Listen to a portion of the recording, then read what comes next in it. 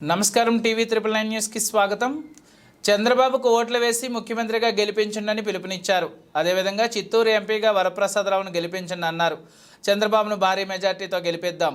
వన్నియుకుల క్షత్రియులందరూ cycle గుర్తుకు vote వేయండి, ముఖ్యమంత్రిగా చంద్రబాబును గెలిపించండి అని తెలిపారు. ఎండలో కూడా ఆత్మీయ సమావేశానికి పెద్ద సంఖ్యలో తరలివచ్చినందుకు ధన్యవాదాలు తెలిపారు. చంద్రబాబు రాకముందు కుప్పం పనిష్మెంట్ ఏరియాలో ఉండేదని, కుప్పం నియోజకవర్గాన్ని చంద్రబాబు అన్ని విధాలా అభివృద్ధి చేయడం జరిగింది. కుప్పం నియోజకవర్గంలో ఇజ్రాయెల్ టెక్నాలజీని చంద్రబాబు ప్రారంభించారు. దీనివల్ల రైతులకు ఎంతో ఉపయోగం జరగడమే కాకుండా వాళ్ళ జీవితాలలో కూడా బాగుపడ్డాయని తెలిపారు.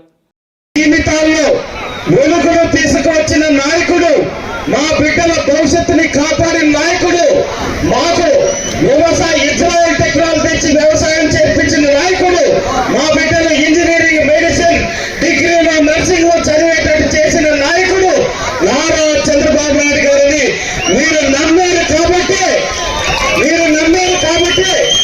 కులం పేరుతో వచ్చినా కూడా మాకు కులంతో సంబంధం లేదు, కులం కూడు పెట్టదు.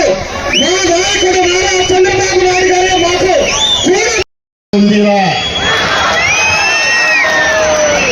మీరు అందరున్న బంధువులు, రక్త సంబంధం. మీతో మాట్లాడితే నాకు చాలా సంతోషం. మీరు అందరూ సైకిల్ చిన్ననికి ఓటు చేయండి, நம்முடைய చంద్రబాబు నాయుడు గారు గెలిపించండి, చంద్రబాబు నాయుడు గారిని ముఖ్యమంత్రి చెయ్యండి.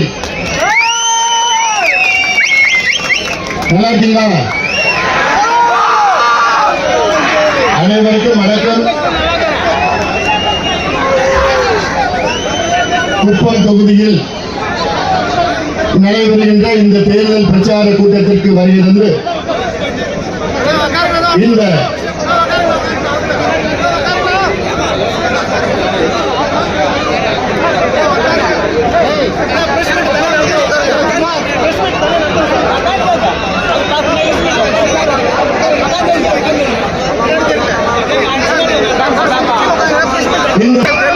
அருமை நண்பர் திரு டாக்டர் காஞ்சர்லா ஸ்ரீகாந்த் எம்எல்சி அவர்களும்,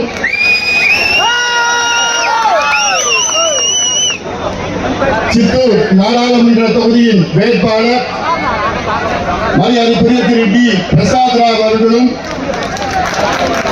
இந்த தொகுதியின் பொறுப்பாளர் மரியாதைக்குரிய திரு பி எஸ் முடிரத்னம் அவர்கள், திரு ஆர் சந்திரசேகர் அவர்கள், ex-health minister, PMK president, Sri Ramdas garu, Srikanth garu, Rajan garu, and other ex-MLAs and sitting MLAs come from the Tamil Nadu. And మన ఎదురుగా కూర్చున్న మన వన్నికుల క్షత్రియులందరికీ నా నమస్కారం. అలాగే సభలో ఉన్న అందరికీ కూడా నా నమస్కారం. మీ అందరికీ తెలుసు, మేము ఇంతకు ముందు కూడా 2-3 సార్లు చంద్రబాబు నాయుడు గారితో మీటింగ్ లో పాల్గొన్నాం. ఇక్కడ మన పర్టికులర్ గా ఈ కులంలో వెనకబాటుతనం చాలా ఎక్కువ ఉంది, చదువు పర్సంటేజ్ కూడా చాలా తక్కువ ఉంది. ఎందుకని మీరు ఎవరైనా ఆలోచిస్తున్నారా? స్త్రీల్లో కానీ పురుషుల్లో కానీ ఉన్నవాళ్ళు ఎక్కువ మంది వ్యవసాయం మీద ఆధారపడుతున్నారు. వ్యవసాయ భూములు మాత్రం తక్కువ. వడ్రంగి పనుల్లో ఉన్నారు, కంసాలి పనుల్లో ఉన్నారు, రకరకాల పనుల్లో ఉన్నారు. దేనిలో కూడా ఈ యొక్క కులం నుంచి ఇదిగో ఇది మాకుంది, ఇది నా సొంతం, ఈ భూమి నా సొంతం అని చెప్పుకోవడానికి పెద్ద కమతాలు లేవు. చిన్న కమతాలు చేస్తున్నారు, వ్యవసాయాలు చేస్తున్నారు. కానీ దానికోసమని ఈ వెనకబాటుతనం తీసేసుకోవడానికి కోసమని చెప్పి మన చంద్రబాబు నాయుడు గారు బీసీ కార్పొరేషన్లు పెట్టారు, తర్వాత వన్నికుల కార్పొరేషన్ కూడా పెట్టారు. కానీ ఈ వైఎస్ఆర్సీపీ ప్రభుత్వంలో ఈ కార్పొరేషన్లు ఉన్నాయా? మీకు ఏమైనా అర్థమవుతుందా? అన్నీ చచ్చిపోయినాయి. ఎస్సీ సప్లాన్ చచ్చిపోయింది, బీసీ కార్పొరేషన్ చచ్చిపోయింది, ఎస్సీ కార్పొరేషన్ చచ్చిపోయింది, వన్నికుల కార్పొరేషన్ చచ్చిపోయింది. ఫండ్స్ ఇవ్వడు, కొన్ని డెవలప్మెంట్ మీద, అతనికి అభివృద్ధి మీద కానీ ఏమీ కాన్సన్ట్రేషన్ లేదు. ఏదో మేము పరిపాలిస్తున్న పరిపాలన సమర్థవంతమైన పరిపాలన లేదు. కాబట్టి ఎట్లాంటి సమర్థవంతమైన పరిపాలన కావాలంటే తెలుగుదేశం పార్టీని అందరం ఓటేద్దాం, చంద్రబాబు నాయుడు గారిని మనం సీఎంగా చేస్తున్నాం. ఇట్లా చేయాలంటే ఏం చేయాలి? మనం చంద్రబాబు నాయుడు గారిని ఇక్కడ ఎమ్మెల్యేగా ఎలక్ట్ చేసుకోవాలి, అత్యధికమైన మెజారిటీతో ఎలక్ట్ చేసుకోవాలి. అలాగే పార్లమెంట్ అభ్యర్థి అయిన ప్రసాద్ రావు కూడా ఓటేయండి. చట్టసభల్లో మీకు రావాల్సిన ఏ షారైనా సరే తీసుకొచ్చి మీ అభివృద్ధికి పాటుపడతాను. మీరు చేసే వ్యవసాయానికి నీటి కోసం మనం ఇంద్రనిధి గురించి మనం మాట్లాడుకున్నాం. ఎంత డీటెయిల్ గా మాట్లాడుకోవద్దు, మనకి చీఫ్ గెస్ట్ వచ్చినారు, ఆయనకు టైం ఇద్దాం. కాబట్టి మనం ఇంకోసారి కూర్చున్నప్పుడు మాట్లాడుకున్నాం. మీ అందరి అభివృద్ధి కోసం చట్టసభల్లో లోక్సభలో మాట్లాడి మనకు వచ్చే ప్రతి షేర్ని తీసుకొచ్చే బాధ్యత నేను తీసుకుంటాను. ఉద్యోగాలు కానీ, వ్యవసాయం కానీ, నీళ్లు కానీ, మీ వృత్తుల్లో కానీ దేనిలో అయినా నేను తీసుకుంటాను. కాబట్టి మరి ఒకసారి విజ్ఞప్తి చేస్తున్నాం, తెలుగుదేశం పార్టీ తప్పితే వేరేది కనపడద్దు, చంద్రబాబు నాయుడు గారు తప్పితే వేరేది కనపడద్దు. సైకిల్ గుర్తుగా 2 ఓట్లేసి 1 ఎమ్మెల్యేకి 1 ఎంపీకి ఈ పార్టీని గెలిపించండి. Thank you very much.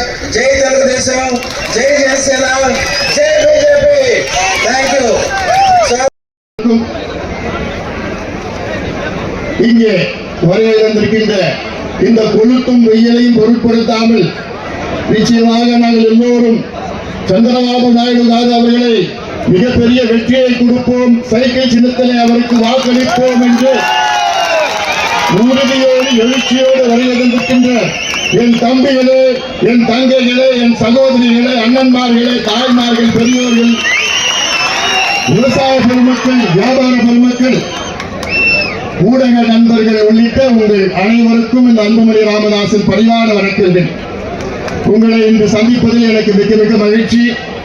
அதையும் இவ்வளவு வெயிலை பொருட்படுத்தாமல், கொளுத்தும் வெயிலையும் பொருட்படுத்தாமல் இங்கே வருகின்ற என் உயிரின் மேலான அன்பு பாட்டாளி சொந்தங்களே, உங்கள் அனைவரையும் நானும் ஒரு முறை அன்போடு வரவேற்கின்றேன். முக்கியமான இந்த தேர்தல் கூட்டம் முக்கியமான கட்டத்தில் இருக்கின்றோம். இன்னும் 3 நாட்களில் தேர்தல் நடைபெற இருக்கிறது. இந்த தேர்தலில் நம்முடைய அருமை சகோதரர், என்னுடைய அருமை நண்பர் திரு சந்திரபாபு நாயுடு அவர்கள் மிகப்பெரிய வெற்றியை பெற வேண்டும்.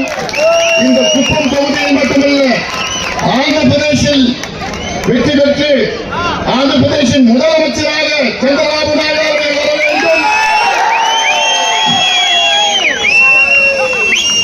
இது நம்முடைய இடமான காவலர், சமூக நீதி போராளி மருத்துவர் ஐயா அவருடைய அன்பு கட்டளை.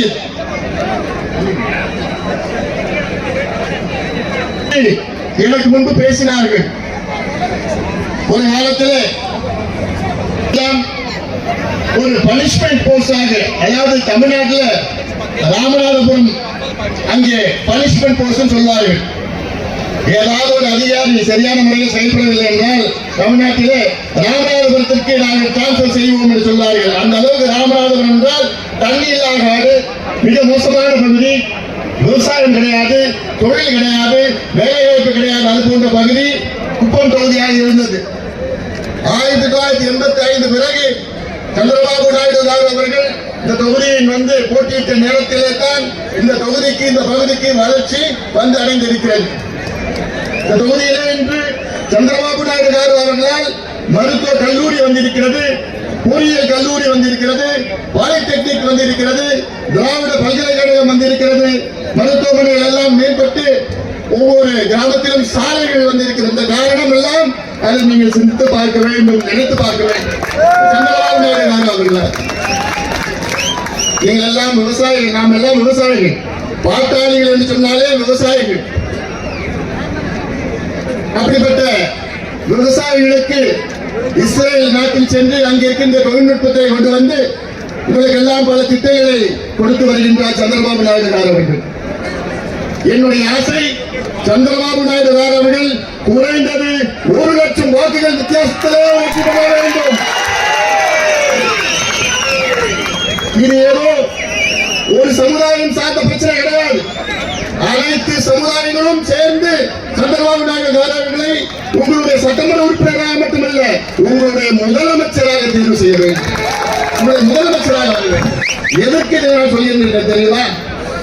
கடந்த கால வரலாறு என்று சொன்னால், வெள்ளையர்கள் தமிழ்நாட்டை ஆட்சி செய்கின்ற காலம், தமிழ்நாட்டில் இந்தியாவை ஆட்சி செய்கின்ற காலத்திலே அப்பொழுது இது மெட்ராஸ் மாகாணம், சென்னை மெட்ராஸ் பிரசிடென்சியாக இருந்தது.